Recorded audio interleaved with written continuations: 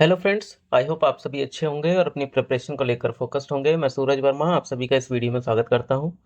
आज से हम क्लास 8th की जो ज्योग्राफी है उसकी सीरीज स्टार्ट करने जा रहे हैं। क्लास 6th और क्लास 7th की ज्योग्राफी हमने ऑलरेडी कंप्लीट कर ली है और हर चैप्टर्स के रिवीजन नोट्स उन सारी वीडियोस के डिस्क्रिप्शन में भी आपको मिल जाएंगे। तो अगर आपने क्लास 6 और क्लास 7th की ज्योग्राफी नहीं पढ़ी है तो प्लीज़ जाकर इसी चैनल पर आप उस प्लेलिस्ट में जाकर इन सारे चैप्टर्स को कंप्लीट कर सकते हैं। आज से हमारा क्लास 8th ज्योग्राफी का पहला चैप्टर स्टार्ट होने जा रहा है जिसका नाम है रिसोर्सेज।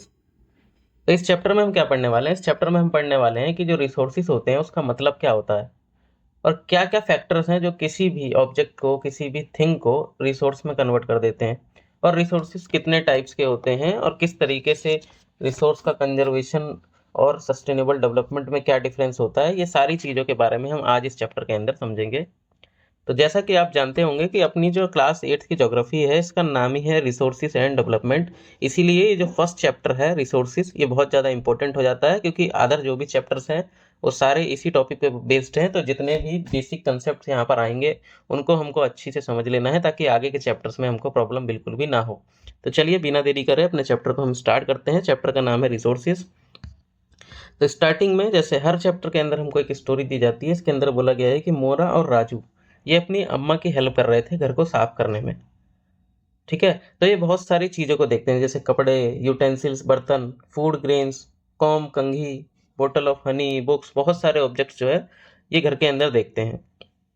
तो मोना कहती है इन सब चीज़ों का कुछ ना कुछ यूज है, इसीलिए ये क्या है हमारे लिए इम्पोर्टेंट है। अम्मा का जो जवाब आता है वो कहती हैं कि ये सारे रिसोर्स, ये जितने भी चीज़ें हैं, इन सारी चीज़ों का कोई ना कोई यूज है और ये हमारे लिए क्या है, इम्पोर्टेंट है, और इनको रिसोर्सेज बोला जाता है। तब उन बच्चों के मन में सवाल आता है कि रिसोर्स का मतलब क्या होता है। तो राजू अपनी अम्मा से क्वेश्चंस पूछता है कि अम्मा ये रिसोर्सेज क्या होते हैं। तो अम्मा जवाब देती है, anything that can be use to satisfy a need is a resource. यानी कि कोई भी वस्तु, कोई भी ऑब्जेक्ट, कोई भी सब्सटेंस जो हमारी नीड्स को फुलफिल कर दे, हमारी नीड्स को सेटिस्फाई करते, उसको क्या बोला जाता है, रिसोर्स बोला जाता है। जब अपने आसपास देखोगे तुम ऑब्जर्व करोगे कि बहुत सारी चीज़ें आपको रिसोर्सेज के रूप में देखने को मिलेंगी। जैसे वाटर जो हम ड्रिंक करते हैं, जब हम थर्स्ट फील करते हैं, जब हमको प्यास लगती है तो हम वाटर पीते हैं। तो वाटर क्या कर रहा है, हमारी जो नीड्स हैं उनको फुलफिल करने का काम कर रहा है। हमारे घर के अंदर हम इलेक्ट्रिसिटी का यूज करते हैं, इधर उधर जाने के लिए हम रिक्शा का यूज करते हैं, घर से स्कूल जाने या स्कूल से घर आने के लिए। और हमारी टेक्स्ट बुक्स का यूज करते हैं हम स्टडीज़ करने के लिए। तो ये सारी चीज़ें क्या है, रिसोर्सेज हैं, क्योंकि किसी न किसी वे में ये सारी चीज़ें हमारी जो नीड्स हैं उनको सेटिस्फाई करने का काम कर रही हैं। आपके फादर ने क्या करा, टेस्टी स्नैक बनाया, वो भी आपके लिए रिसोर्स है।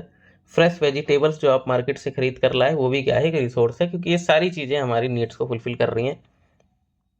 तो वही हमसे कहा जा रहा है कि वाटर, इलेक्ट्रिसिटी, रिक्शा, वेजिटेबल और टेक्स्ट बुक, जिन सब का एग्जाम्पल अभी हमने देखा, इनका कुछ ना कुछ यूज है, इसीलिए इनकी क्या है, यूटिलिटी है।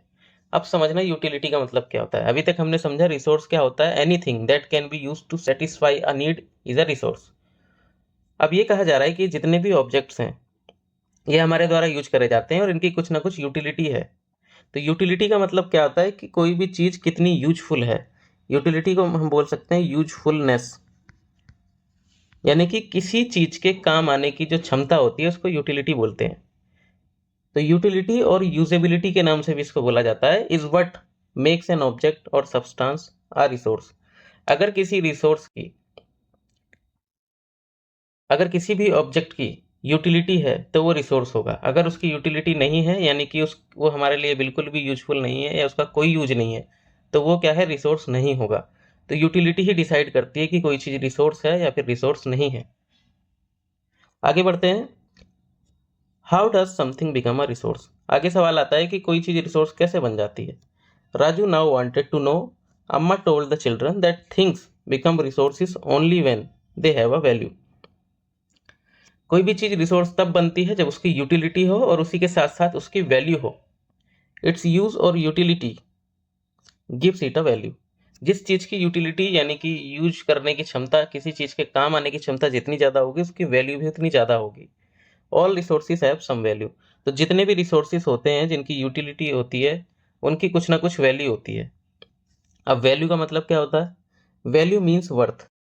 मतलब किसी भी चीज़ की कितनी अहमियत है या फिर किसी भी चीज़ की कितनी कीमत है, उसको बोला जाता है value. Some resources have economic value. कुछ रिसोर्सेज की इकोनॉमिक वैल्यूज होती है, इकोनॉमिक मतलब जिसको हम पैसे की टर्म्स में कन्वर्ट कर सकते हैं। और कुछ ऑब्जेक्ट्स ऐसे होते हैं जिनकी इकोनॉमिक वैल्यू नहीं होती, हालांकि वैल्यू होती है बट कुछ की इकोनॉमिक होती है जिसको हम पैसे के रूप में कन्वर्ट कर सकते हैं, कुछ की नहीं होती। एग्जाम्पल के लिए मेटल्स जो होते हैं, इनकी इकोनॉमिक वैल्यू होती है, इसको आप मार्केट में जाओगे बेचोगे तो आपको कुछ ना कुछ अमाउंट जरूर मिलेगा, या इसको पैसे के रूप में कन्वर्ट कर सकते हैं कि हाँ इतना मेटल इतने रुपए का आएगा। बट एक ब्यूटीफुल लैंडस्केप जो होता है, आप पहाड़ों में गए, वहाँ का लैंडस्केप आपको बहुत सुंदर लगा, उसकी क्या है, कोई इकोनॉमिक वैल्यू नहीं है, लेकिन वो क्या कर रहा है, दोनों चीज़ें, चाहे वो मेटल हो जिसकी इकोनॉमिक वैल्यू है, चाहे वो लैंडस्केप हो जिसको देखकर हमको आनंद आ रहा है, हमको पीसफुल, मतलब हमारा माइंड जो है वो स्ट्रेस कम हो जा रहा है, तो किसी ना किसी सेंस में वो हमारी सेटिस्फाई कर रहा है नीड्स को, इसलिए वो भी क्या है, एक रिसोर्स है। तो यहाँ से हमको ये दो तीन चीज़ें क्या समझ में आई कि रिसोर्स क्या होता है, कोई भी ऐसा ऑब्जेक्ट जिसकी क्या है, जो हमारी जो नीड्स हैं उनको सेटिस्फाई करने का काम करता है, उसको रिसोर्स बोला जाता है। और यूटिलिटी का मतलब क्या होता है कि कोई भी चीज़ कितनी काम आ सकती है, उसकी काम आने की क्षमता, वो यूटिलिटी होता है। और वैल्यू क्या होता है, किसी भी चीज़ की अहमियत या फिर कीमत। कुछ चीज़ें ऐसी होती हैं, कुछ रिसोर्सेज ऐसे होते हैं जिनकी इकोनॉमिक वैल्यू होती है, कुछ ऐसे होते हैं जिनकी इकोनॉमिक वैल्यू नहीं होती, बट दोनों क्या है, रिसोर्स की कैटेगरी में ही आते हैं, क्योंकि दोनों ही हमारी जो नीड्स हैं उसको सेटिस्फाई करने का काम करते हैं। आगे देखते हैं, some resources can become economically valuable with time. कुछ रिसोर्सेज ऐसे हैं जो कि टाइम के हिसाब से वैल्यूएबल, इकोनॉमिकली वैल्यूएबल बन जाते हैं। Your grandmother's home remedy have no commercial value today. पहले इसको समझते हैं कि कुछ रिसोर्सेज ऐसे होते हैं वो इकोनॉमिकली वैल्यूएबल हो जाते हैं टाइम के हिसाब से। जैसे हम एंशियंट टाइम में देखें, या जब इंजन वगैरह का इन्वेंशन नहीं हुआ था उससे पहले देखें, तो पेट्रोल जो था, पेट्रोल ये कोई हमारे लिए रिसोर्स नहीं था, क्योंकि इसको यूज करने के लिए हमके पास टेक्नोलॉजी नहीं थी, हमारे पास मशीनरी नहीं थी, तो पेट्रोल ऐसे ही पहले पड़ा हुआ था, हमको पता ही नहीं था कि ये एक रिसोर्स है। बट जब टेक्नोलॉजी आई, समय बदला, तो समय के साथ साथ ये एक आज के समय पे देखोगे बहुत ज़्यादा इंपॉर्टेंट रिसोर्स बन चुका है। तो कोई भी रिसोर्स जो है वो इकोनॉमिकली वैल्यूएबल बन जाता है टाइम के हिसाब से। हो सकता है कि पहले के टाइम पे उसकी कोई वैल्यू ना रही हो, बट धीरे धीरे समय के साथ साथ उसकी जो रिसोर्स की वैल्यू है वो इकोनॉमिकली बन जाती है। आगे कहा जाता है कि आपकी ग्रैंड मदर का जो होम रेमेडी है, मान लो आपकी ग्रैंड मदर, उनके पास कोई रेसिपी है बढ़िया सी, उसकी कोई कमर्शियल वैल्यू नहीं है आज के टाइम पे। तो कमर्शियल वैल्यू का मतलब क्या है कि आप मार्केट में अगर उस चीज़ को ले जाओगे, उसको बेचोगे, सेल करोगे, तो उसके बदले में आपको पैसे मिलेंगे। But if they are patented and sold by medical firm tomorrow, they could have become economically valuable. But अगर आप क्या करोगे, उसको किसी बड़ी कंपनी के द्वारा बेचा जाएगा या उसको पेटेंट करा लिया जाएगा, तो उसकी जो वैल्यू है वो इकोनॉमिकली वैल्यूएबल हो जाएगी। जैसे आपकी दादी को कोई मेडिसिन बनानी आती है जो क्या है, टैनिंग को कम करती है एग्जाम्पल के लिए, तो उसकी आज के टाइम पे कोई कमर्शियल वैल्यू नहीं है। बट अगर उसका पेटेंट करवा लें, कि उसका बनाने का तरीका जो था उसको पेटेंट करवा लिया, और किसी कमर्शियल फर्म के थ्रू, किसी मेडिकल फर्म के थ्रू उसको बेचा जाए, तो उसकी इकोनॉमिकली वैल्यू बन जाएगी। तो यहाँ एक वर्ड यूज हुआ है, पेटेंट। पेटेंट का मतलब क्या होता है, it means the exclusive right over any idea और इन्वेंशन। तो पेटेंट का मतलब क्या होता है कि आपको जो है लीगल राइट या फिर सोल राइट्स मिल गया, कि आप ही जो है किसी नए आइडिया या फिर किसी इन्वेंशन का है, जो भी चीज़ें आपने बनाई हैं, आपकी परमिशन के बिना कोई और उस चीज़ का यूज करके उस प्रोडक्ट को नहीं बना सकता। एग्जाम्पल के लिए समझिए कि आपने कोई नई मेडिसिन बनाई और उसका पेटेंट ले लिया, तो आपके बिना परमिशन के कोई उस मेडिसिन को नहीं बना सकता, इसी को बोला जाता है पेटेंट। यानी कि आपके पास एक्सक्लूसिव राइट मिल गया किस चीज़ का, किसी भी आइडिया या फिर इन्वेंशन का, जिसको कोई और आपकी परमिशन के बिना नहीं बना सकता। आगे बढ़े, time and technology. Time and technology are two important factors that can change substances into resources. तो यहाँ कहा जा रहा है कि टाइम और टेक्नोलॉजी दो ऐसी चीजें हैं जो कि किसी भी सब्सटेंस को रिसोर्स बनाने में हेल्प करती हैं। जैसे टाइम का हमने एग्जांपल लिया था पेट्रोल का, कि आज से कई वर्षों पहले, कई हजारों साल पहले पेट्रोल की कोई वैल्यू नहीं थी, बट आज के टाइम पे क्या है, वो एक बहुत ज़्यादा इंपॉर्टेंट रिसोर्स में बदल चुका है। दूसरी बात करें टेक्नोलॉजी की, तो टेक्नोलॉजी को हम ऐसे समझ सकते हैं कि जैसे पहले के समय पे जो रनिंग वाटर हुआ करता था, जो फास्ट फ्लोइंग वाटर होता था रिवर के अंदर, उसको हमने क्या करा, टरबाइन का यूज करके और डैम्स का यूज करके, डैम और टरबाइन इन टेक्नोलॉजी का यूज करके हमने यहाँ पर टेक्नोलॉजी का यूज इस तरीके से करा कि ये जो रनिंग वाटर पहले बह रहा था इसका यूज करके हमने इलेक्ट्रिसिटी बना ली। तो यहाँ हुआ क्या कि जो पहले एक सब्सटेंस था, जो एक ऑब्जेक्ट था, आज वो एक रिसोर्स में कन्वर्ट हो चुका है। किस वजह से? टेक्नोलॉजी की वजह से। तो टाइम की वजह से भी और टेक्नोलॉजी की वजह से भी बहुत सारी चीज़ें ऐसी हैं जो कि रिसोर्स में कन्वर्ट हो जाती हैं, रिसोर्स में बदल जाती हैं। तो यहाँ टेक्नोलॉजी का मतलब समझते हैं। Technology it is the application of latest knowledge and skill in doing और मेकिंग समथिंग। टेक्नोलॉजी का मतलब क्या होता है कि आप क्या है, एकदम नवीनतम लेटेस्ट नॉलेज और स्किल्स का यूज करें किसी भी चीज़ को बनाने में या किसी भी काम को करने में, तो उसको टेक्नोलॉजी बोला जाएगा। आगे बढ़ें। People themselves are the most important resources. और ऐसा नहीं है कि जितने भी रिसोर्सेज हमने अभी तक देखे खाली वही रिसोर्सेज हैं, एयर रिसोर्स है, वाटर रिसोर्स है, अपने आसपास के जो ऑब्जेक्ट्स हैं वो रिसोर्स हैं। इसी के साथ साथ जो ह्यूमन बीइंग है वो खुद एक रिसोर्स है, यानी कि मैं, तुम, आप सभी लोग भी एक रिसोर्स हैं। क्यों रिसोर्स हैं? क्योंकि ह्यूमन जो होते हैं उनके आइडियाज़, नॉलेज, इन्वेंशन, डिस्कवरीज, इनकी वजह से ना बहुत सारे जो हैं रिसोर्सेज जो हैं बने हैं। क्योंकि देखोगे जो डिस्कवरी और इन्वेंशन होते हैं उनकी वजह से जो पहले ऑब्जेक्ट्स हुआ करते थे, जैसे नए नए ऑब्जेक्ट्स की डिस्कवरी हुई, फायर की डिस्कवरी हुई, उसकी वजह से कुकिंग प्रैक्टिसेस जो है वो चालू हो गई। उसी के साथ साथ नई नई चीज़ों की इन्वेंशन हुई, जैसे व्हील का इन्वेंशन हुआ तो अलग अलग टाइप के व्हीकल्स बनाए गए। तो ये हुआ क्या कि ह्यूमन जो है इसके आइडियाज़, नॉलेज, इन सब की वजह से ही नए नए रिसोर्सेज का इन्वेंशन हुआ और उन्हीं रिसोर्सेज से हमने और चीज़ें आगे फर्दर बनाई। जैसे आयरन ओर जो है इसकी डिस्कवरी करी गई पहले, उसके बाद धीरे धीरे हमने नॉलेज का, अपने आइडियाज़ का, इन सब का यूज करके इससे बहुत सारे प्रोडक्ट्स बनाए, जैसे मशीनरी बनाई, उसी के साथ साथ व्हीकल्स बनाए, कार बनाई। तो हमने यहाँ पे ह्यूमन का ही इंपॉर्टेंट रोल है, जो कि क्या कर रहा है, नए नए रिसोर्सेज की डिस्कवरी कर रहा है और उन रिसोर्सेज से और ज़्यादा रिसोर्सेज बनाने में हेल्प कर रहा है। तो याद रखना, ह्यूमन भी एक रिसोर्स है। ईच डिस्कवरी और invention leads to many other. The discovery of fire lead to the practice of cooking and other processes, while the invention of the wheel ultimately result in the development of newer modes of transport. तो जिस तरीके से आग की discovery होने से cooking practices जो है वो हम कर सकते हैं और बहुत सारी एक्टिविटीज़ हैं जो कि आग से ही करी जाती हैं, और उसी के साथ साथ व्हील का इन्वेंशन होने से क्या हुआ, नए मोड्स ऑफ ट्रांसपोर्ट हैं उनका भी फॉर्मेशन हुआ। तो the technology to create hydroelectricity has turn energy in fast flowing water into an important resource. और देखोगे इंसान के द्वारा ही टेक्नोलॉजी बनाई जाती है, टेक्नोलॉजी का यूज करके ही फास्ट फ्लोइंग जो वाटर है उस पर हमने इलेक्ट्रिसिटी बनाना स्टार्ट कर दिया। तो ये सब किस लिए पॉसिबल है? क्योंकि जो पीपल होते हैं, जो ह्यूमन बींग्स हैं, उन्हीं के आइडियाज़, उन्हीं की नॉलेज, इन सब की वजह से ही सारी चीज़ें पॉसिबल हैं। तो आगे वही हमसे बताया जाएगा टाइप ऑफ रिसोर्सेज। ये जो रिसोर्सेज होते हैं, अभी तक मेरे ख्याल से रिसोर्स का मतलब सबको समझ में आ गया होगा। रिसोर्स का मतलब कोई भी ऐसा ऑब्जेक्ट जो क्या हो, ह्यूमन नीड्स को सेटिस्फाई करे, उसकी कुछ ना कुछ यूटिलिटी हो, कुछ वैल्यू हो। अब वैल्यू जो है वो चाहे इकोनॉमिकली वैल्यू हो चाहे नॉन इकोनॉमिकली वैल्यू हो, बट उसकी वैल्यू हो। आगे देखते हैं टाइप ऑफ रिसोर्सेज। तो रिसोर्स को हम बेसिकली कैसे क्लासीफाई कर सकते हैं? Natural resources, human made resources और ह्यूमन रिसोर्सेज। नेचुरल रिसोर्सेज कौन से होंगे? वो सारे रिसोर्सेज जो हमको नेचर से प्राप्त होते हैं, नेचुरल रिसोर्सेज से हमको मिलते हैं, नेचर से मिलते हैं। ह्यूमन मेड रिसोर्सेज क्या होते हैं कि ये जो नेचुरल रिसोर्सेज होते हैं इन्हीं का यूज करके, इन्हीं को मॉडिफाई करके हम ह्यूमन मेड रिसोर्सेज में कन्वर्ट कर देते हैं। ह्यूमन रिसोर्सेज में ह्यूमन खुद आ जाता है, यानी कि रिसोर्सेज 3 टाइप के होंगे, नेचुरल भी होंगे, उसको मॉडिफाई करके अगर इंसान कुछ बनाएगा तो उसको ह्यूमन मेड रिसोर्स बोलेंगे, और इंसान खुद क्या है, एक रिसोर्स है। तो ब्रॉडली हम 3 पार्ट्स में डिवाइड करते हैं। इसका एग्जाम्पल समझ सकते हैं, जैसे आयरन ओर। आयरन ओर क्या है? एक नेचुरल रिसोर्सेज है।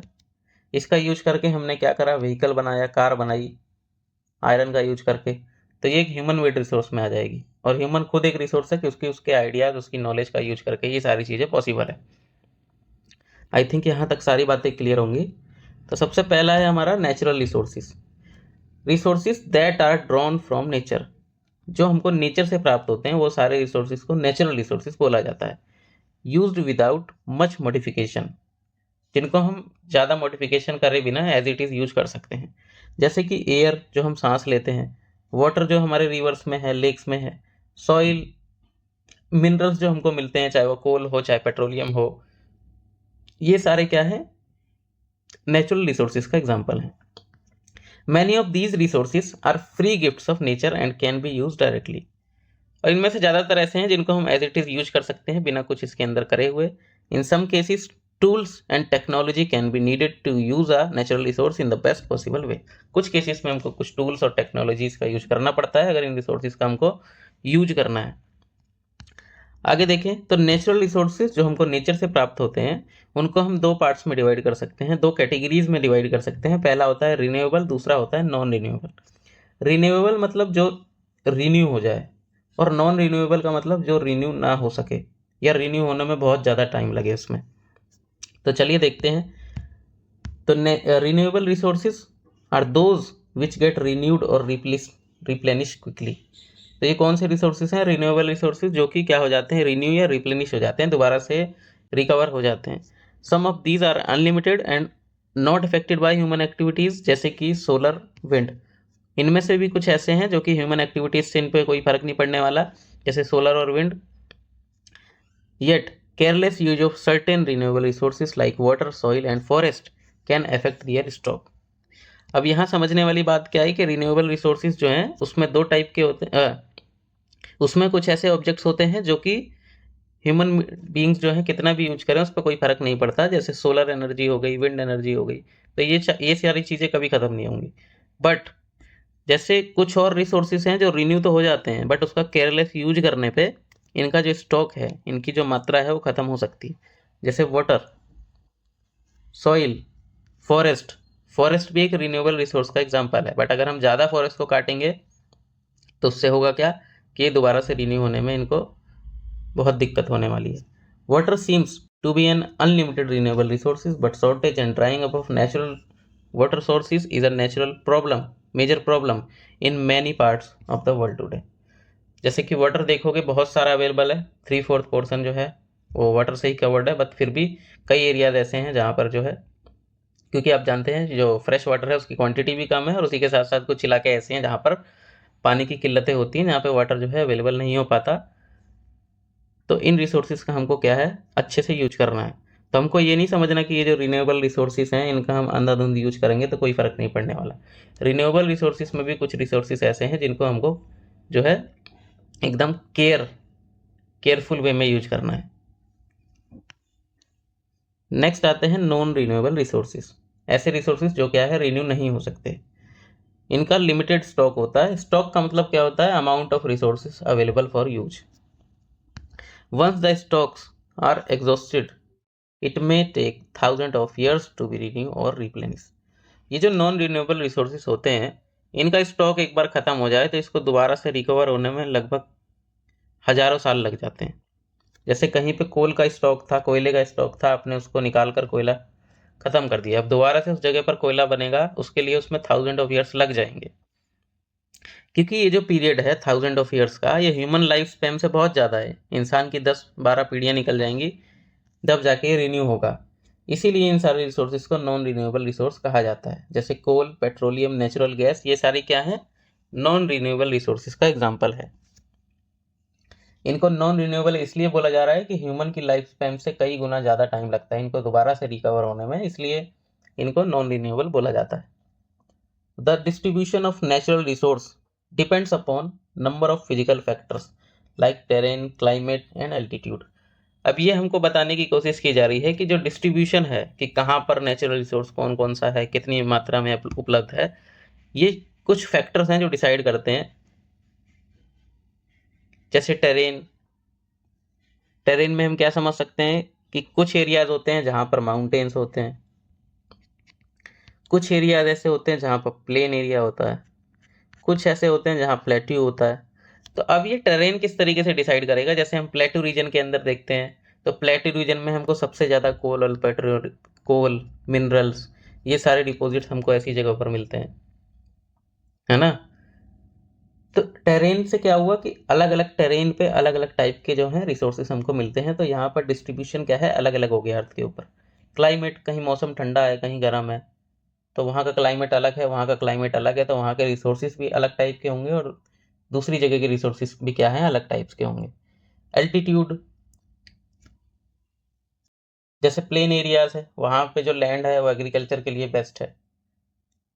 ऊपर पहाड़ों पे जाओगे तो हमको अलग अलग टाइप के कॉनिफरस प्लांट्स वगैरह दिखेंगे, तो वहाँ के रिसोर्सेज में अलग फर्क दिखेगा। और जो प्लेन एरियाज हैं जहाँ पर अलूवियल सॉइल होगी वहाँ पे अलग टाइप के रिसोर्सेज देखने को मिलेंगे। तो यहाँ पे बस हमको इतनी चीज़ें समझनी है कि जो नेचुरल रिसोर्सेज हैं वो कई फैक्टर्स पे डिपेंडेंट होती हैं, कि अलग अलग टाइप की टोपोग्राफी कैसी है किसी इलाके में, क्लाइमेट कैसा है, एल्टीट्यूड किस टाइप का है। तो ये सारी चीज़ें, इन सारी चीज़ों से फ़र्क पड़ता है। इसलिए जो रिसोर्सेज हैं वो सब जगह एक बराबर नहीं है, कहीं पे कुछ अलग रिसोर्सेज होंगे, कहीं पे दूसरे रिसोर्सेज होंगे।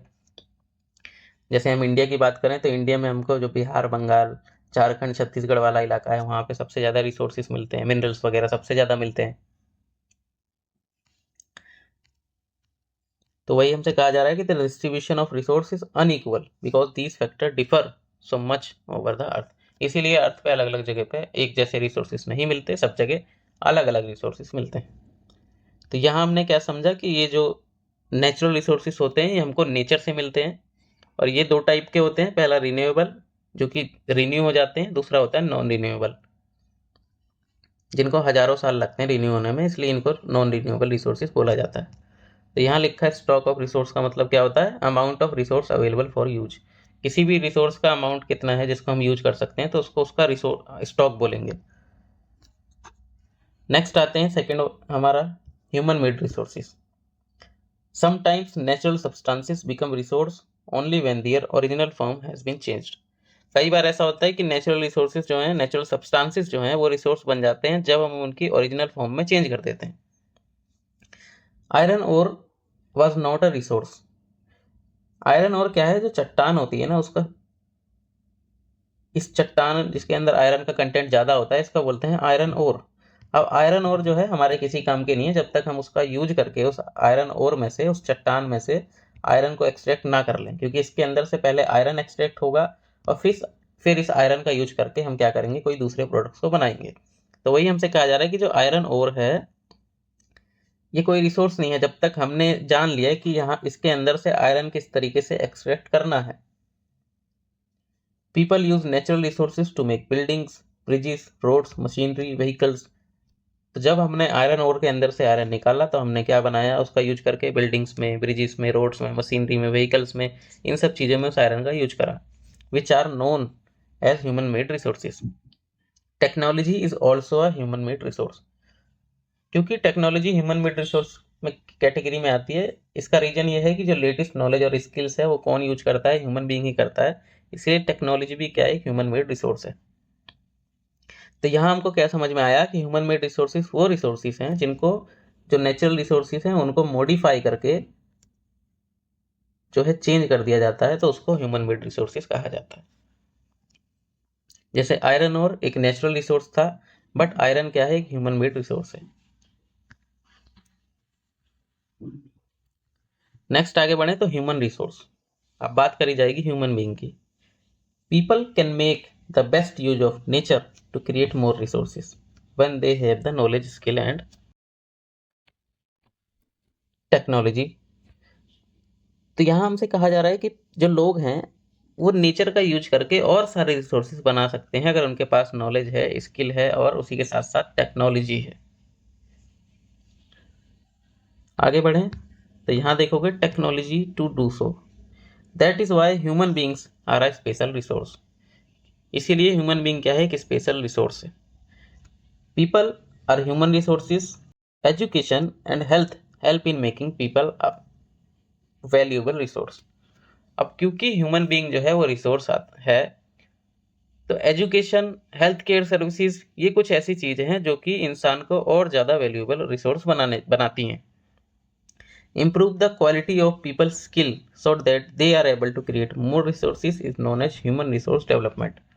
तो ह्यूमन रिसोर्स डेवलपमेंट क्या होता है कि जो ह्यूमन बींग्स है इनको क्या है, कैपेबल बनाना है, चाहे वो हेल्थ केयर सर्विस प्रोवाइड करो, एजुकेशन अच्छी प्रोवाइड करो, जिससे कि वो क्या कर सकें और रिसोर्सेज को बना सकें।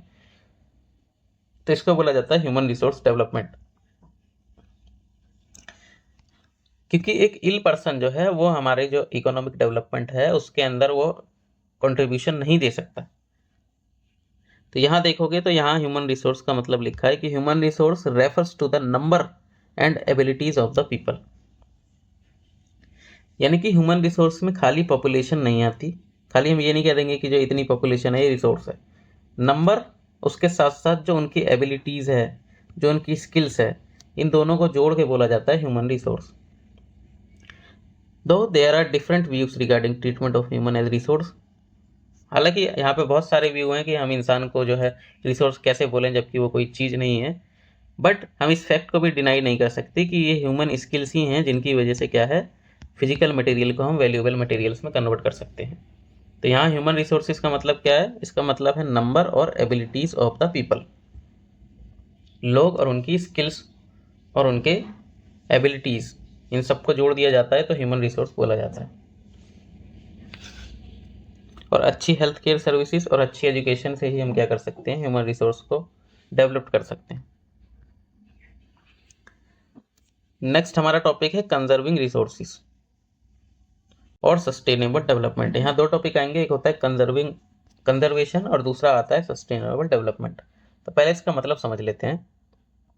कोई भी रिसोर्स है उसका केयरफुल यूज करना और उसको प्रॉपर टाइम देना कि हाँ वो रिन्यू हो जाए उतने समय में, उसको बोला जाता है कंजर्वेशन। यानी कि हमको क्या करना है, केयरफुल यूज करना है, केयरफुल यूज, और उसी के साथ साथ टाइम देना है उसको रिप्लेनिश होने के लिए, तो इसको बोलेंगे कंजर्वेशन। और सस्टेनेबल डेवलपमेंट का मतलब क्या होता है कि जो रिसोर्सेज होते हैं उसको यूज किस तरीके से करना है, उसको ऐसे यूज करना है कि आज की जो जनरेशन है उसकी नीड्स भी सेटिस्फाई हो जाए और आने वाली जो फ्यूचर जनरेशन है उसके लिए भी ये रिसोर्सेज बचे रहें। ऐसा ना हो कि हम सारा जो आज के टाइम पे रिसोर्सेज अवेलेबल है उन सारे रिसोर्सेज का यूज कर लें और आने वाली जो जनरेशन है, नेक्स्ट जनरेशन, उनके लिए या आने वाली और उसकी आगे की पीढ़ियाँ, उनके लिए वो रिसोर्सेज खत्म हो जाए।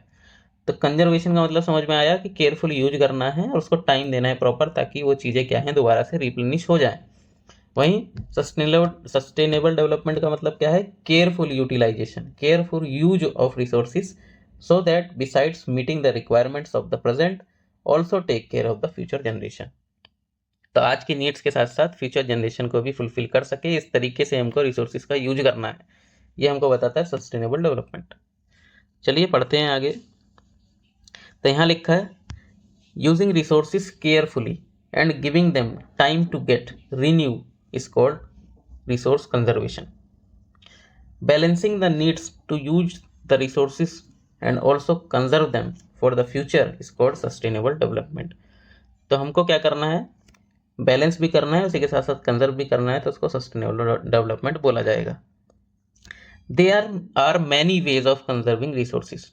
तो कंजर्व करने के बहुत सारे तरीके हैं और हर इंसान क्या कर सकता है कि जो हम कंज्यूम कर रहे हैं नेचुरल रिसोर्सेज का, हम उसका यूज कम कर सकते हैं, उसको रिसाइकिल कर सकते हैं, उसी का यूज करके दोबारा नया प्रोडक्ट बना सकते हैं, रीयूज कर सकते हैं चीज़ों को। उसी के साथ साथ यही सारी चीज़ें हैं जो कि हमारी लाइफ को क्या है, बहुत सारी ये छोटे छोटे बदलाव हैं जिनकी वजह से जो रिसोर्सेज हैं इनको हम कंजर्व कर सकते हैं, इनका सस्टेनेबल यूज कर सकते हैं। तो यहाँ एक दिया है कि जो चिल्ड्रन थे और उसके फ्रेंड्स थे, उन्होंने क्या करा, बहुत सारे पैकेट्स और शॉपिंग बैग बनाए, किसका यूज करके, न्यूज़पेपर का। जो पुराने कपड़े थे, बास्केट बनाया बैम्बू स्टिक का, जिससे कि ये क्या करेंगे, अपने आसपास के जो पड़ोस में, आस पड़ोस में जिन लोगों को जानते हैं उनको जाकर देंगे। इस तरीके से नेचुरल रिसोर्सेज का यूज जो है वो अच्छे तरीके से हो सकता है कि आप रीयूज करो चीज़ों को। न्यूज़पेपर का आपने लिफाफे बना लिए, है ना, या कुछ और चीज़ में यूज कर लिया उसको फेंकने की जगह। उसी के साथ साथ आगे देखोगे तो इलेक्ट्रिसिटी जो है, आप जानते हो कि वाटर, हाइड्रो इलेक्ट्रिसिटी और कोल इलेक्ट्रिसिटी जो है हमारे यहाँ, थर्मल एनर्जी, ये ज़्यादा है। तो हम क्या कर सकते हैं कि जो इलेक्ट्रिसिटी है उसका यूज सही तरीके से करें, लाइटें चालू ना छोड़ें, पंखे चालू ना छोड़ें, अपने घर के अंदर जितनी ज़रूरत हो उस हिसाब से हमको चीज़ें यूज करनी है। उसी के साथ साथ टैप हम देखेंगे घर के अंदर कोई टैप खुली ना रह जाए, पानी जो है वेस्ट बिल्कुल भी नहीं होना चाहिए। तो ये छोटी छोटी चीज़ें हैं जो कि क्या करेंगी, रिसोर्सेज को कंजर्व करने में हेल्प करेंगी। आगे बढ़ें। The future of our planet. तो जो हमारी प्लैनेट अर्थ है उसका फ्यूचर और उसी के साथ साथ हमारी जो लाइफ है वो किस चीज़ से लिंक्ड है, किस चीज़ पे डिपेंडेंट है, जितने भी नेचुरल रिसोर्सेज हैं और जो इकोसिस्टम है अर्थ का, उसी पे हमारी प्लैनेट और उसी के साथ साथ लोगों की ज़िंदगी जो है वो डिपेंडेंट है। ability to maintain, preserve the life support system and natural provides.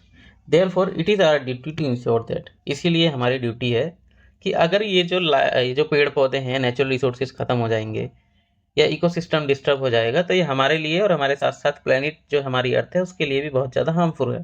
तो हमको करना क्या है कि जो रिन्यूएबल रिसोर्सेज हैं उनका सस्टेनेबल यूज करना है, अच्छे से यूज करना है, ताकि फ्यूचर नीड्स को भी फुलफिल करा जा सके। डाइवर्सिटी जो है लाइफ अर्थ के ऊपर, उसको कंजर्व करना है, सारी स्पीसीज को बचा के रखना है, किसी के साथ गलत व्यवहार नहीं करना है। The damage to natural environment system is minimized. तो नेचुरल इन्वायरमेंट को जो हम डैमेज कर रहे हैं उसको मिनिमाइज करना है। यहाँ सम प्रिंसिपल ऑफ सस्टेनेबल डेवलपमेंट, कि हमको सस्टेनेबल डेवलपमेंट करना है तो ये इन प्रिंसिपल्स को फॉलो करना पड़ेगा। क्या करना पड़ेगा? रिस्पेक्ट और केयर करनी पड़ेगी ऑल फॉर्म्स ऑफ लाइफ। उसी के साथ साथ क्वालिटी ऑफ ह्यूमन लाइफ जो है उसको अच्छा करना है। ये कुछ प्रिंसिपल्स हैं सस्टेनेबल डेवलपमेंट के। Conserve the earth vitality and diversity, ये जो अर्थ की डाइवर्सिटी है इसको भी कंजर्व करना है। Minimize the depletion of natural resources, जो नेचुरल रिसोर्सेज का डिप्लीशन हो रहा है, जो खत्म होते जा रहे हैं, इनको कम करना है। अपना जो एनवायरनमेंट के प्रति एटीट्यूड है और जो हमारी प्रैक्टिसेस है उनको एनवायरनमेंट के प्रति चेंज करना है, ताकि एनवायरनमेंट का क्या है ज़्यादा नुकसान ना हो। Enable communities to care for their own environment, communities को इस तरीके से तैयार करना है, लोगों को इस तरीके से तैयार करना है कि वो खुद अपने एनवायरनमेंट की क्या है केयर करना शुरू करते हैं। तो यहाँ हमारा चैप्टर जो है वो समाप्त होता है। एक बार दोबारा से रिकैप ले लेते हैं जिससे कि हमें ये चैप्टर जो है समझ में आ जाए कि रिसोर्स का मतलब हमने समझ लिया, कोई भी ऐसी चीज़ जो क्या है ह्यूमन नीड्स को सेटिस्फाई करती है उसको रिसोर्स बोलते हैं। उसकी कुछ ना कुछ यूटिलिटी होती है, कुछ उसकी वैल्यू होती है। पेटेंट का मतलब क्या होता है? अगर आप किसी भी चीज़ को पेटेंट करवा लेंगे तो आपके पास एक्सक्लूसिव राइट मिल जाएगा उस चीज़ का या उस आइडिया का या फिर इन्वेंशन का। टेक्नोलॉजी क्या है? टेक्नोलॉजी क्या है? लेटेस्ट नॉलेज और स्किल्स का यूज करना ही टेक्नोलॉजी कहलाता है। रिसोर्सेज के टाइप हमने देखे 3। पहला नेचुरल रिसोर्सेज। नेचुरल रिसोर्सेज के अंदर 2 टाइप के रिसोर्सेज थे, रिन्यूएबल और नॉन रिन्यूएबल। उसके बाद ह्यूमन मेड रिसोर्सेज, यानी कि ह्यूमन ने क्या करा, जो नेचुरल रिसोर्सेज थे उसका मॉडिफाई करके नए रिसोर्सेज बना दिए, तो उसको ह्यूमन मेड रिसोर्सेज बोला जाएगा। और ह्यूमन खुद एक रिसोर्स है, तो ह्यूमन रिसोर्स के बारे में हमने पढ़ा। उसके बाद हमने समझा कि कंजर्वेशन का मतलब क्या होता है और सस्टेनेबल डेवलपमेंट का मतलब क्या होता है। फिर कुछ तरीके थे जिसके थ्रू हम क्या कर सकते हैं, कंजर्व कर सकते हैं अपने रिसोर्सेज को। और लास्ट में हमने प्रिंसिपल्स देखे सस्टेनेबल डेवलपमेंट के। तो यहाँ हमारा चैप्टर होता है समाप्त। एक बार एमसीक्यू देख लेते हैं इसके। Which one of the following does not make substance a resource, इनमें से कौन सी चीज़ है जो किसी सब्सटेंस को रिसोर्स नहीं बनाती है। यूटिलिटी हमने देखा, यूटिलिटी अगर किसी चीज़ की होगी तो वो रिसोर्स बन जाएगी, ये भी ठीक है। वैल्यू जो है ये भी डिसाइड करती है, किसी चीज़ की वैल्यू है तो वो रिसोर्स है, अगर उसकी वैल्यू नहीं है तो रिसोर्स नहीं है। बट क्वांटिटी जो है वो डिसाइड नहीं करती कि कोई चीज़ रिसोर्स बनेगी या नहीं बनेगी। क्वांटिटी कितनी भी ज़्यादा उस चीज़ की, अगर उसका यूज नहीं है, उसकी कोई वैल्यू नहीं है, उसकी कोई यूटिलिटी नहीं है, तो वो एक रिसोर्स नहीं बन सकती। तो यहाँ पे आंसर क्या हो जाएगा? क्वांटिटी।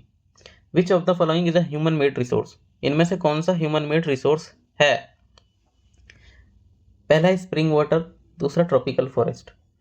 अब आप देखोगे ट्रॉपिकल फॉरेस्ट है, ये नेचुरल रिसोर्स है। स्प्रिंग वाटर ये भी नेचुरल रिसोर्स है। लेकिन ह्यूमन मेड रिसोर्स कौन सा है? मेडिसिन, जो हमने कैंसर को ट्रीट करने के लिए बनाई है। Complete the statements. Non renewable resources जो होते हैं ये क्या होते हैं? Those which have limited stock, ऐसे रिसोर्सेज जिसका रिसोर्स लिमिटेड होता है। Made by human beings, human beings के द्वारा बनाया जाता है। डिराइव्ड फ्रॉम, तो ये नॉन लिविंग थिंग्स से डिराइव्ड होते हैं। तो ये आंसर आपको कमेंट के अंदर देना है कि इसका आंसर क्या है। तो यहाँ हमारा चैप्टर जो है वो समाप्त होता है। आई थिंक ये चैप्टर आपको अच्छे से समझ में आया होगा और वीडियो अच्छी लगी हो। अगर आपको ये वीडियो अच्छी लगी हो तो प्लीज़ इस वीडियो को लाइक करें, वीडियो को शेयर करें, चैनल को सब्सक्राइब करें। मिलते हैं नेक्स्ट वीडियो में एक नए चैप्टर के साथ। Thank you for watching. जय हिंद।